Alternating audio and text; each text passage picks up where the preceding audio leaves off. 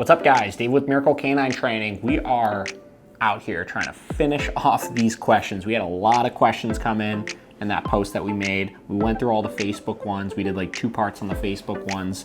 We are now about to dive into the Instagram ones here and try to burn through those as quick as possible here, get you guys some information. So we are gonna jump right into things. Let's start from the top. Hello, Maria N. Allen asks, how to handle a dog not responding to a cue or leaving a cue prior to release. She makes eye contact and knows the cue well, just isn't feeling it. Same issue with any increase in duration or decrease in reward frequency, she just opts out. Okay, so first off, let's clarify what a cue is. A cue, for anybody that does not know, is your command, right? It is any sort of word that predicts an action or a behavior after, right? So sit, down, bed, come, any of those things are cues that mean to do a specific thing after, right? Now, where a lot of people get things wrong is they think, my dog understands the cue, why aren't they listening? Well, you have 2 things at play here, right? So you have the option that maybe the dog doesn't understand the cue or hasn't generalized the cue as well as you may think, right? So in the case of generalizing, I would say, if you teach your dog sit inside, your dog is a rock star with sit, will do it 100% of the time, but then you go to the park and you start trying to work on that same command, the dog does not view that the same. Dogs learn in pictures, so every time you change that picture, you have to essentially reteach that command in that new environment the first couple of times that you do that, right?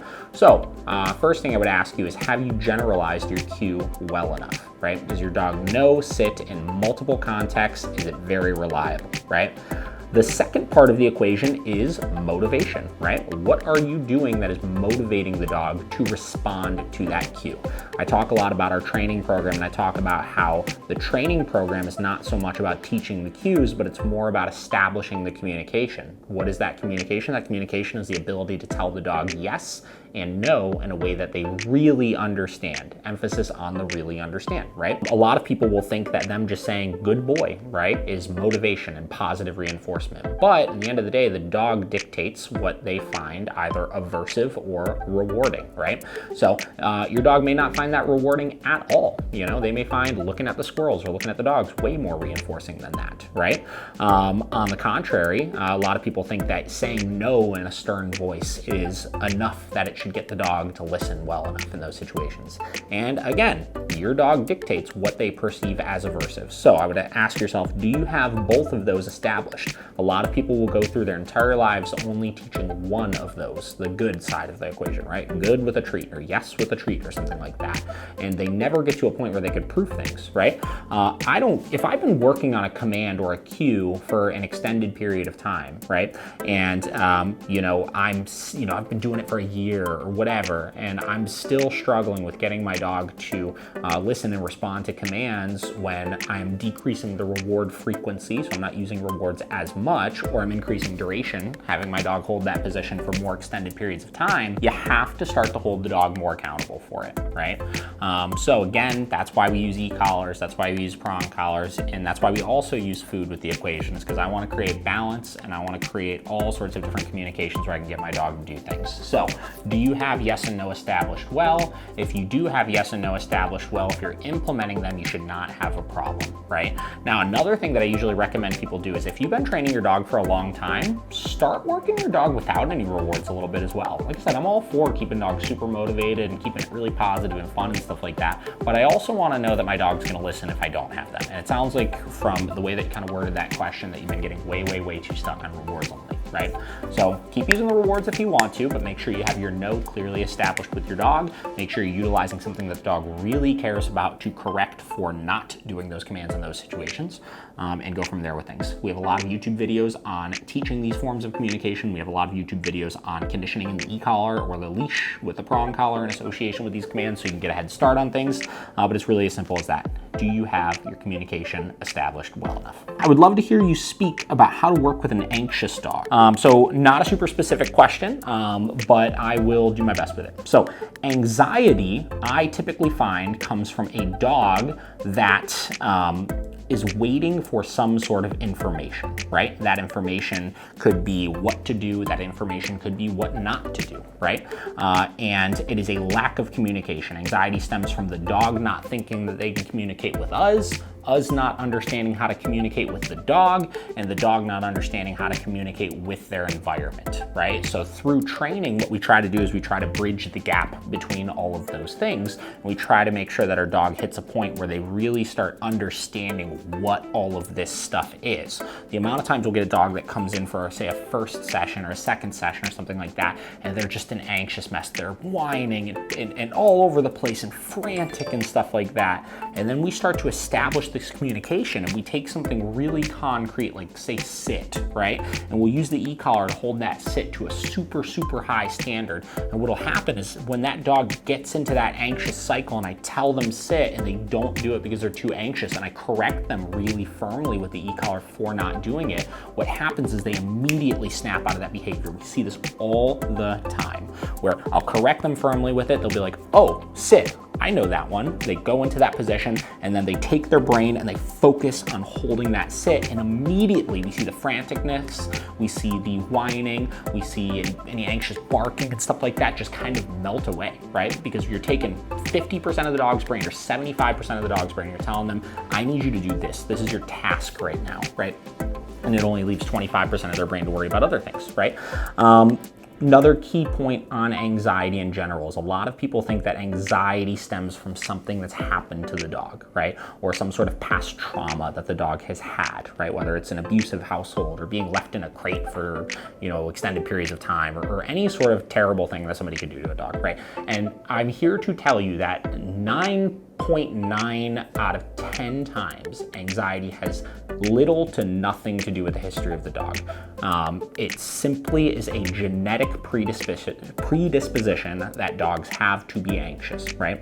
The amount of 8-week-old puppies I've seen come in here that show behaviors that to any Joe Schmo that would see them looked like, oh my gosh, this dog's been hit before, or oh my gosh, this dog's had something terrible happen to them before, but they haven't. They're 8 weeks old, right? They've lived either in a safe breeder the whole time or with a very loving owner the whole time, and the anxiety is still present. Those behavioral issues are still present because of that, because the dog's just genetically that way, right?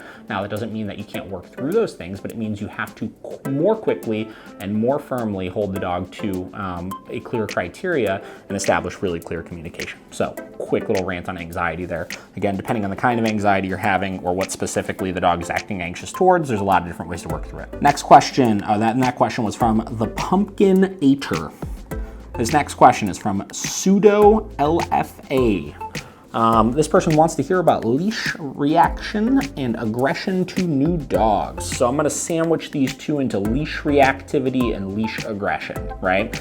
Which both of those terms are the same thing in my mind, right? It is the act of the dog being highly reactive or looking highly aggressive towards an outside stimulus, whether a dog, whether a person, whether traffic, whatever it may be, but specifically in situations when they're on a leash or when they are restrained. So in addition to that, you'll see it behind windows, you'll see it behind fences, you'll see it in the house, you'll see it in lots of different situations like that, right? So, leash reactivity typically does not equate to dog aggression, right, or human aggression. Leash reactivity is a frustration, a build-up of arousal on a leash and the frustration associated with being held back from getting to something that they want to get to, whether it's a dog, whether it's a person, whatever it may be, right? And the problem stems from the dog not understanding these man-made barriers, right? Leashes, fences, windows, stuff like that. So the first thing that I do when I'm dealing with a leash reactive dog is I teach that thing very, very clearly. So I want to make sure the dog has the best understanding of the leash. I want to make sure that the leash is relevant. The dog is physically and mentally holding themselves back and holding themselves in a very concrete position without the need of me ever physically micromanaging the dog. So what I'm doing is I'm immediately removing that physical sense of restraint, and I'm getting the dog emotionally and mentally engaged on the task at hand, right? Now, from there, depending on how intense the leash reactivity is, you're still gonna have underlying signs of it, right? The dog will still get fired up when they see other dogs because it's been patterned in so much at this point. So from there, what I do is I work on one, just exposing my dog to that as much as possible in a controlled fashion with a clear criteria I could hold my dog to. And then 2, I provide consequences for any underlying reactivity that we're still seeing. So over arousal, engaging in the stimulus, I correct really firmly for at that point, and I make sure the dog stays nice and focused. Now, like we were talking about originally, leash reactivity does not always equate to dog aggression. So a lot of times when I'm working through leash reactivity, what I'll do as well is I'll confirm when the dog is not on a leash, when they're off leash in a social context with another dog, are they able to successfully interact and engage with those triggers, so the dogs. If they are, we know it's leash reactivity. If they have aggression issues off of the leash as well, then we know it may be leaning towards like the leash aggression side of things, right? So I know I need to socialize the dog in addition to all of that, right? So hope that answers your question. It's leash reactivity, but really the biggest thing is you gotta get your leash walking 100% perfect, and then you gotta hold that leash walking to a very, very, very crystal clear criteria. Next one, Expired Film asks, agility course training. Agility is not something that I teach. I am no longer involved in any sort of sport dog training or anything like that. A lot of people, and just a little point on this, just because I do behavioral modification work primarily, we'll see a lot of people will get this in their head that their dog needs to do all of these different sports or activities and stuff like that in order to get them an outlet so that I'm all for you doing fun things with your dog. I think having a great working relationship with them and going out and doing agility or dock diving or rally obedience or any of those types of things are fantastic, right? And I think they're really, really good for you to do with your dog. But just keep in mind that agility or any of those sports will not solve your behavioral issues.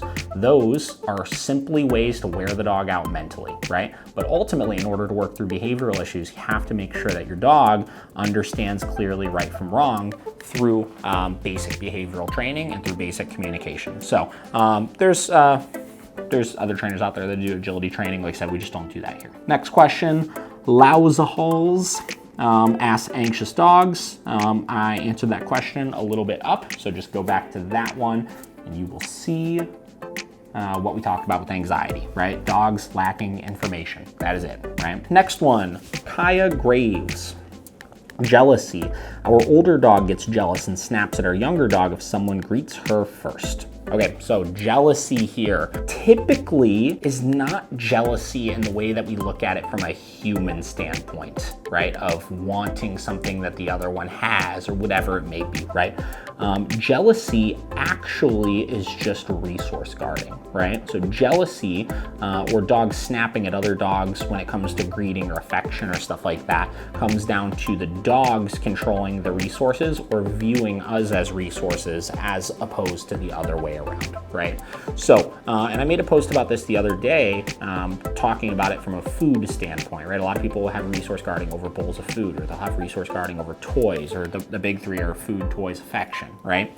And what it boils down to is that the dogs are in control of the resources as opposed to us, right? I have 4 dogs in my house, and no matter what, if I am interacting with one of my dogs, all of the other dogs in the house know that they are not allowed to come in and shove the other dog out of the way to get affection in that situation, right? Because they know I'm gonna correct them for it. They know that I'm gonna tell them not to do it, because what's happening is we're reversing things. Instead of the dog seeing me as the resource and telling the other dog to go away, I am viewing my dog as my resource, and I am telling my dog to go away. So if you look at a lot of behavioral issues that dogs have, and if you flip them like that, you're gonna see 9 out of 10 times we should be doing the thing that the dog is doing to the dog or the other dog or the person or whatever it may be. Start practicing first and foremost with you, without guests. Don't worry about guests here. Never pet 2 dogs at once. Right? I want you, if you're interacting with one of your dogs, to yell at your other dog and tell your dog to get out of the way if it starts trying to come over and butt in, right? Because what happens is with you guys are less novel, so there's not gonna be as much competition over you guys. But with guests, there's a lot more arousal associated with the situation, and what's gonna happen is the dogs are just gonna be what they're doing with you already, just 10 times more, right? So if you stop it with you reduce it more when the guests are present. Another side of the equation is you can't communicate these things unless you have training established, right? So a lot of people will go into a lot of these situations and they'll have A, B, C, and D problem with their dog, but they've never trained the dog before. And you could say that, you've done training with your dog and I've taught him how to sit and down and this and that, but in the end of the day, you haven't trained the dog in a clear way. You've gotten lucky having a dog that doesn't have very big behavioral issues, and you've gotten a dog that's motivated by something well enough where you can get them to respond to some basic commands. But I've almost never seen somebody come in that's told me that they've trained their own dog that's actually had a degree of control over their dog where in any situation they can get that reliability, right? So you gotta train the dog first to be able to do these things. Dog training is 50, it's two 50% here, right? So it's 50% training the dog, creating the communication, using that communication to stop general behavioral issues and teach right from wrong and teach an expectation of when guests are coming over. Can we just get them out of the way for a little bit first while the energy settles down? Because no matter what, arousal creates problems. So if your dogs aren't trained and you're not able to keep them in a position or keep them under control while your guests are coming in, you're still gonna see these problems, right?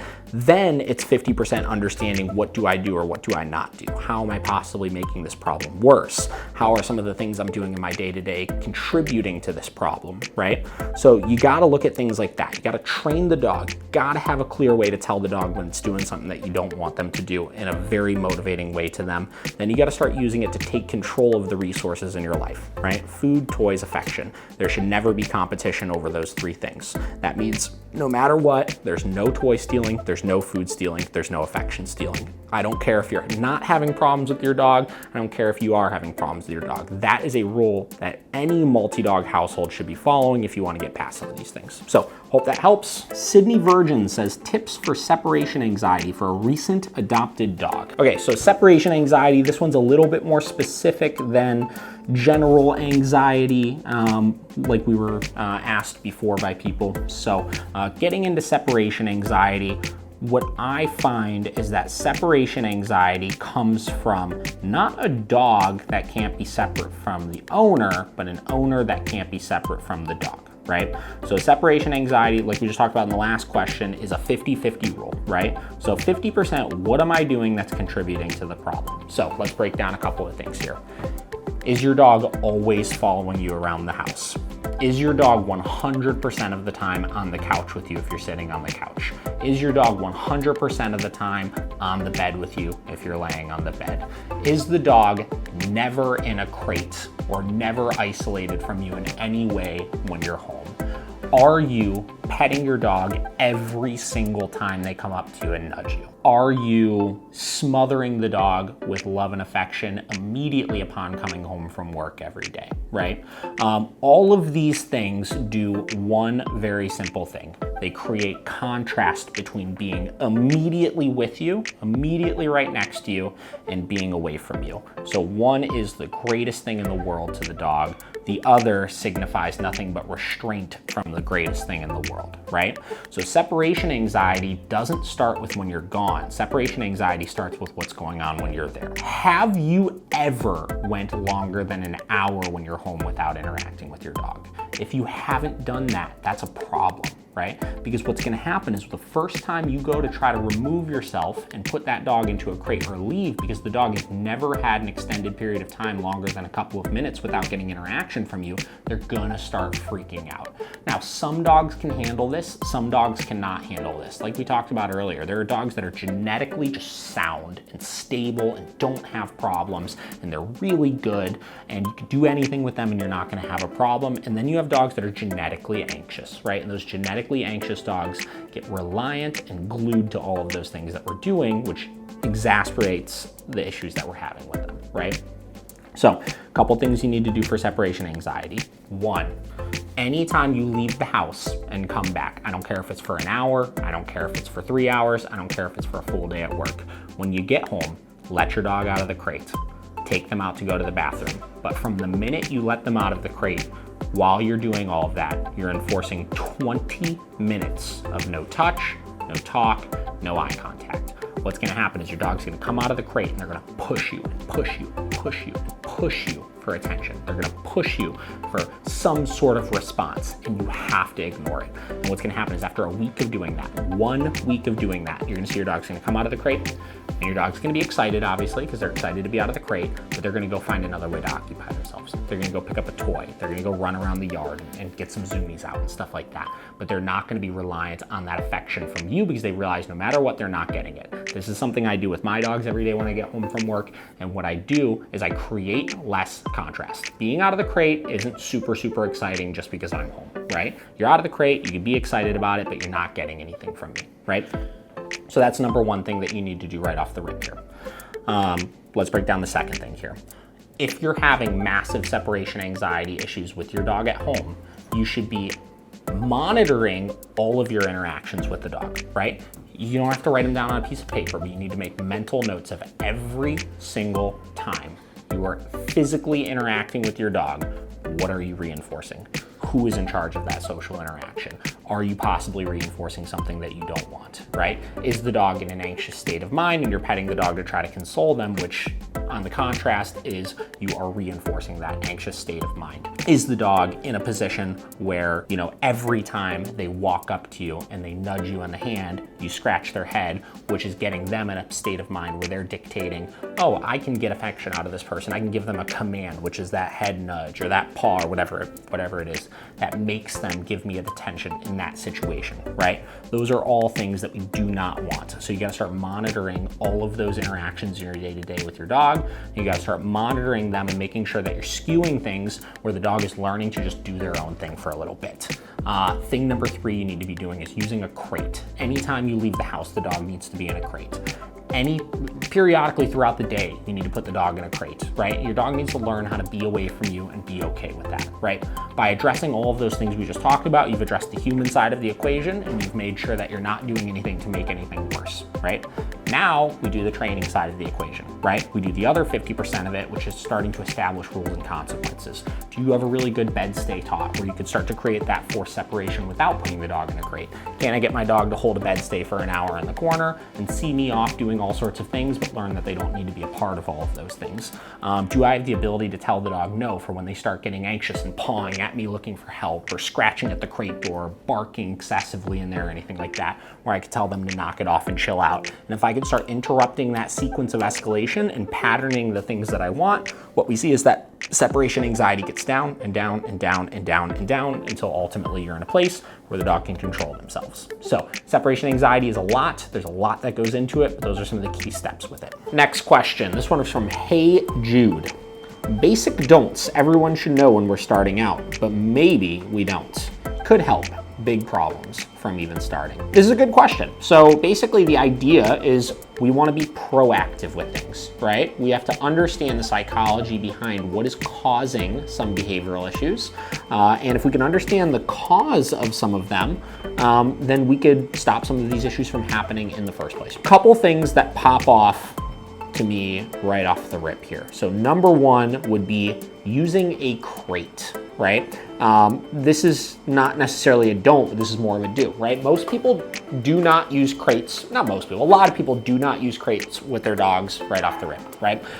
For whatever reason, they think they're cruel or they think the dog's gonna be fine without them or this or that. And what happens is you create separation anxiety, you create a dog that is gonna destroy something in your house, you create a dog that can't ever be contained. So first things first, crate the dog, right? My rules for crating dogs are crate the dog till they're at least a year old, or for the first year if you can adopt an older dog at nighttime, until they understand the rules and they earn that privilege of being out of the crate.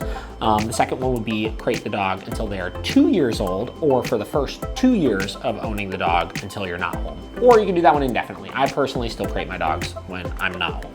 So crating the dog, first big one, teaches the dog, like I said, kind of be by themselves. You can root out separation anxiety before it starts, things like that, right? Very beneficial thing to do right off the rip.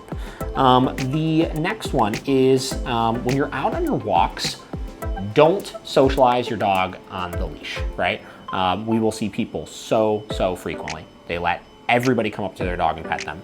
They let every dog come up to them when they're on the leash and socialize with them and stuff like that. And what happens is you forget that there's a time and a place for socialization, and you forget how dogs socialize, which is they run around and they play and they interact and they get physical and stuff like that. And every time you do one of those on-leash greetings with a dog or person, what you're doing is you're conditioning in right off the rip arousal when you see these things. Get excited when you see them, right?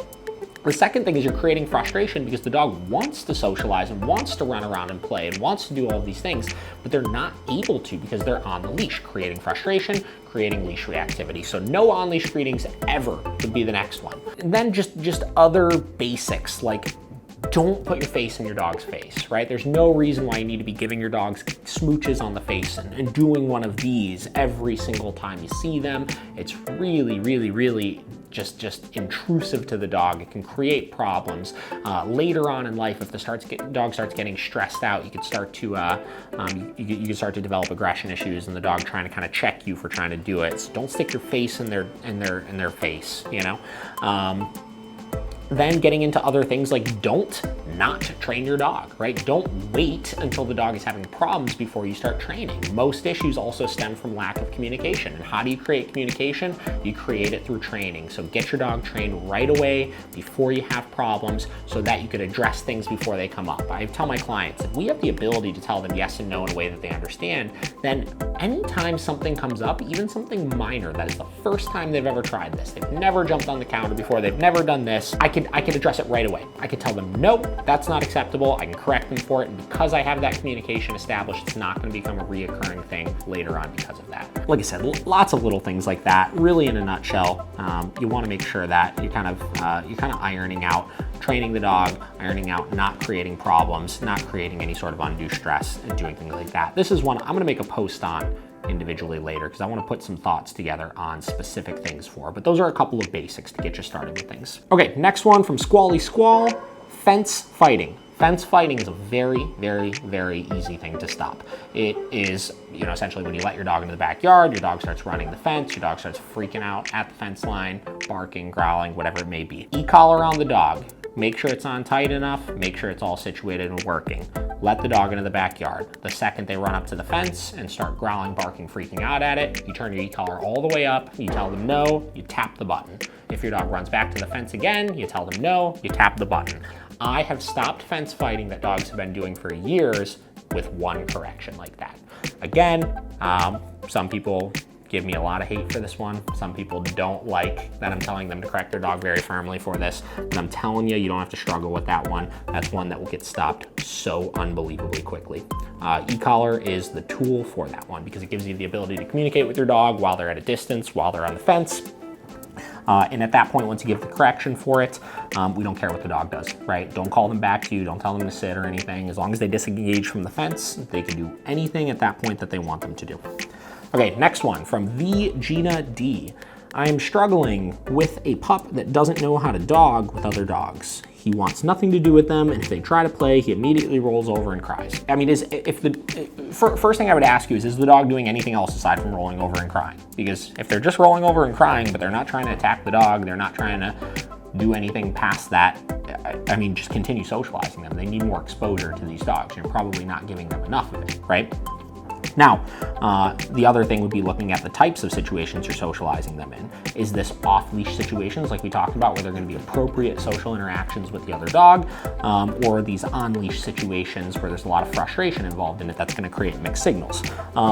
What I would recommend for you is just getting your dog around more dogs that you know and trust frequently, right? Let them off leash, supervise them, don't try to interact, don't try to add toys into the mix, don't try to add treats into the mix or anything, just let them do their thing. And if your dog just does its own thing and the other dog does its own thing, and every time your dog gets sniffed, it kind of rolls into a submissive position or something like that, that's fine. It's not a big deal. We'll see plenty of dogs that come here for daycare that for the first month that they come here, they want nothing to do with the other dogs. And they'll, get all timid and stuff like that every time the dog's trying to interact with them. But in time, they start to get more comfortable with that dog. They start to get more accustomed to the interactions and stuff like that, and they start to enjoy the process. So don't overthink what your dog is doing currently. As long as they're not doing something bad, then just let them work through the process. It's not that big of a deal. So that's what I would recommend for that. Okay, next one here. How can I teach my dog to be calm when charged by an off-leash dog so I can handle the situation? It's such a scary situation, and I'm curious how you recommend dog owners handling this situation.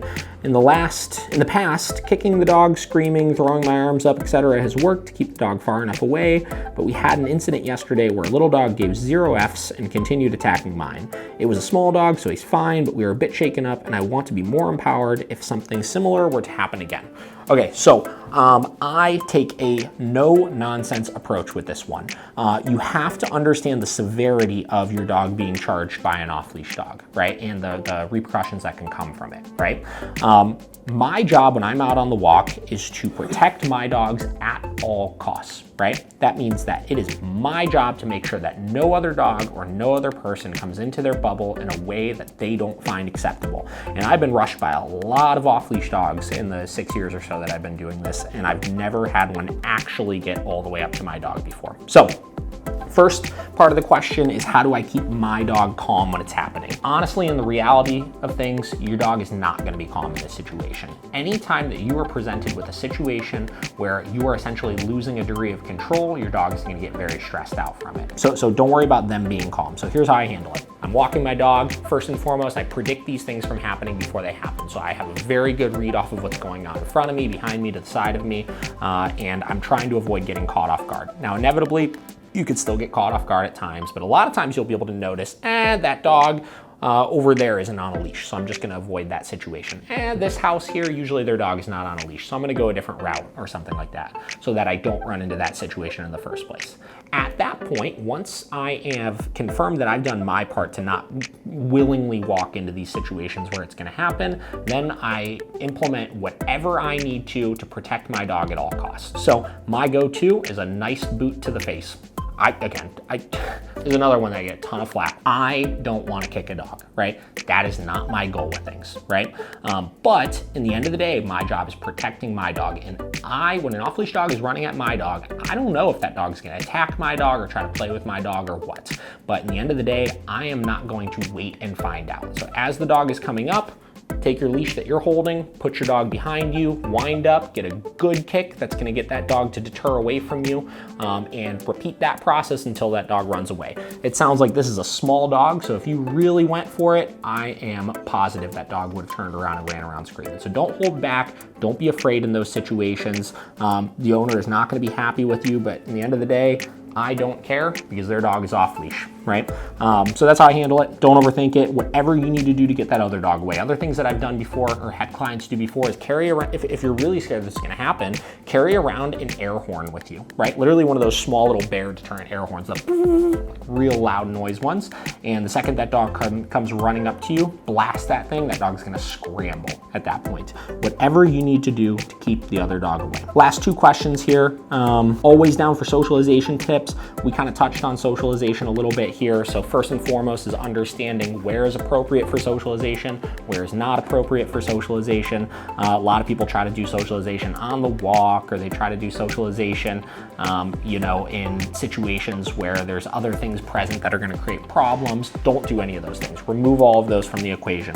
When you're socializing your dog, you should be in a semi-neutral place that does not have a lot of places that your dog can hide in.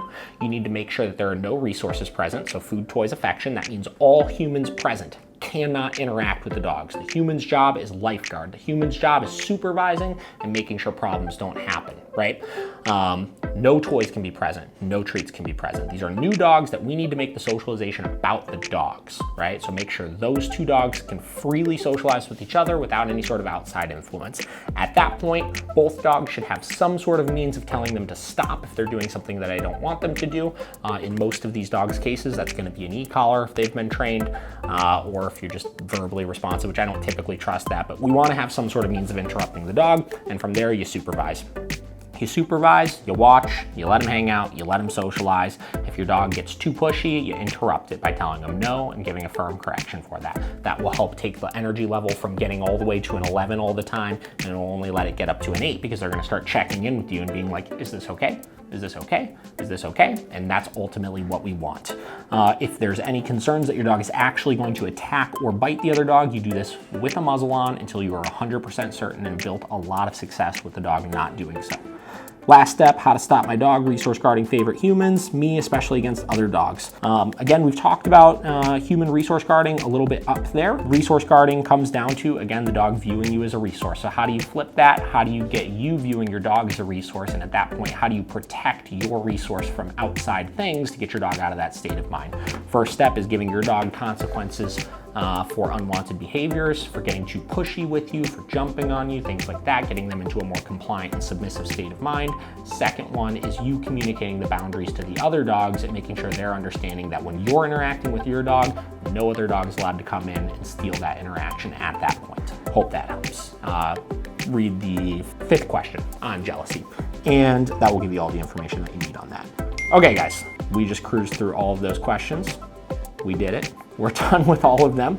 Like I said, some of these I'm gonna get into and I'm gonna make more specific questions for, specifically the basic don'ts, because I think that's a really good question. But hope these basic answers helped. I'm parched. I'm gonna drink some water now. And we'll see you guys on the next one. Thanks.